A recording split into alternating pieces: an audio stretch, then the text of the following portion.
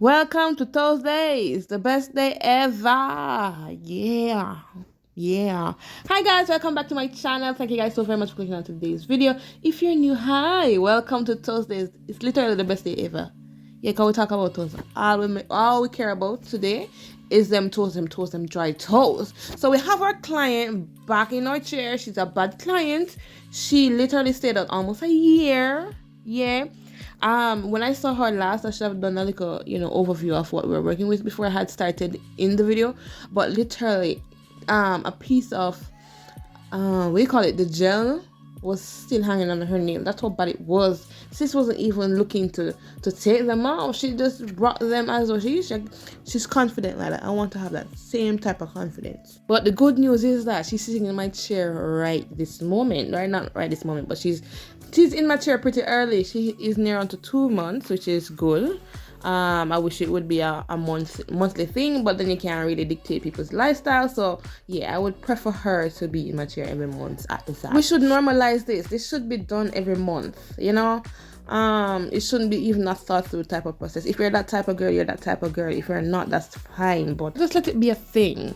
Just let it be a thing. So in today's video, I actually want to touch base on the etiquette of dealing with people and just dealing with people on the toes. Since we're doing a whole video on toes, we're going to talk about it, just how we should go about just doing toes. I should speak a little bit more in depth. I mean, I do have videos here that is repetitive of how I clean the nails for them to last as long as a year. A pat on my shoulder. But yes, we must talk about the etiquette of this, how we handle people. So the first rule of thumb is consultation. I know some of us out here don't like talking to people, but when it comes down to the service industry, we need to kind of do talk to people so we can understand, what exactly they want. But before consulting with our clients, we actually need to greet them. And one thing that I want to touch base on is making eye contact with people. When you don't make eye contact with people, it gives them the impression that you don't want to have nothing to do with them. And working in the service industry and trying to keep clients, that is not the way to go. So make eye contact, ensure that you're engaging with them. That's key right there, engaging with them. So then we have the consult. We ask them what they want, talk to them. As I said, the word that's constantly coming up is just engaging with your clients. There's times where you know that your client wants to talk and when they don't want to talk, or where they're trying to kind of search the room to see if this is a safe space to speak. Also, the same thing kind of does go for you.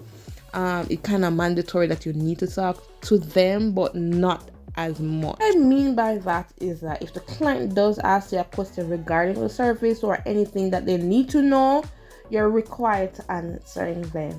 If they start talking about something that is not salon or workspace, productive, then you're not required to engage with them. This then leads to a very kind of I don't want to say it's more sensitive, because we have to find the balance of what is professionalism and what is not, because it can't be that I am engaging with my clients about my man. That's not profession. I will want to leave the environment where everybody's comfortable. If it's a case where everybody in the shop knows each other and it's a intimate type of thing, then yeah. But if it's a case where all sorts of clients are coming through the spa, the salon, whatever your business is, then no, we can't be discussing all of that. I can't be telling you about my man and the side chick might be there. There's some there. That's just I wouldn't want to visit a salon like that, to be honest with you. So we need to find that balance. What we need to talk about, what we don't need to talk about. The other thing is touching, like engaging with the person, meaning in terms of physical touching, engaging. Like if the person reacts to you based on something that you're doing that is hurting them, adjust yourself. Don't think that they're overreacting. Some of them might be, some of them might not be, but majority of them are not. Because who goes into a salon just to get hurt? Unless you like pain like that. No one walks into that. So if they do react to something that you're doing, just adjust yourself. Don't catch an attitude, because a lot of persons do be catching attitudes for no reason. Just adjust yourself. Sometimes clients are difficult. I mean, we all know that clients are difficult, but if you want them to come back, sometimes we don't want them to come back, but if you want them to come back, then we have to adjust ourselves so that they can keep on coming back. So like, this is the behavior that I like and I want to be back with this person. Because your behavior actually determines if a person must come back to you. So if you're going to be loud, if you're going to talk on productivity or just be talking a whole lot of mess, if you're going to be rough, right? If you're not going to really, did I say engage? If I did, yeah. Then I don't see the need for me to be coming back to you, right? I mean, if out of all of those that I just listed and you just have one bad habit that I may just don't like, the likely chance of me coming back to you might be high. But it can be that you have the complete full trait of not engaging, being rough, body language off, everything that I react to is a problem. Nobody wants to deal with that. So behavior determines a client coming back. Don't get me wrong, all of this comes with practice, because some persons are not naturally, welcoming or engaging or, being very gentle. Not a lot of persons are like that. They have to learn it. Some persons become natural, as I said. Some persons have to learn it. I somewhat was a 50-50. It somewhat came natural, but I had to work on a lot of stuff, or a little bit of stuff. A lot of stuff.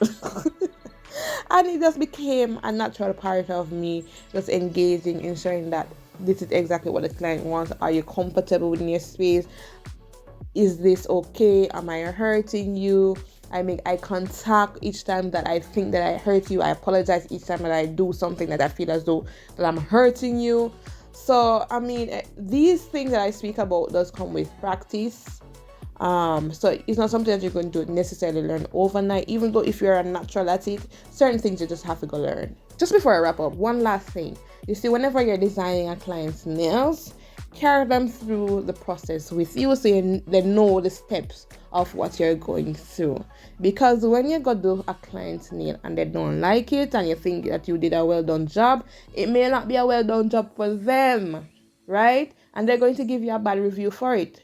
But if they don't like it, remove it and start again. This is why, you see, when I talk about engagement, this is why you should engage your clients in the steps that you do take, especially when it comes down to like designing the nail, because they come with a particular set that it should look like this, but it don't turn out to be that. So you need to engage with them. Is it all right? Does it look like this? What should I do? Or you put your mix in it and you come to a compromisation, and you'll be good, sis. To tell you the truth, some of them come in here with some high expectations, and you see, this is where engagement comes.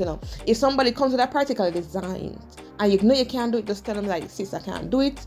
I can do something close to it, but I definitely can't do it. So they can weigh their mind to say, all right, should I do this design or should I do design? So engage with your client. Consult with your clients. All right, sis? So yeah, this is what I've learned over the years of just handling people, not just with nails, but with hair or any little thing, engaging with them.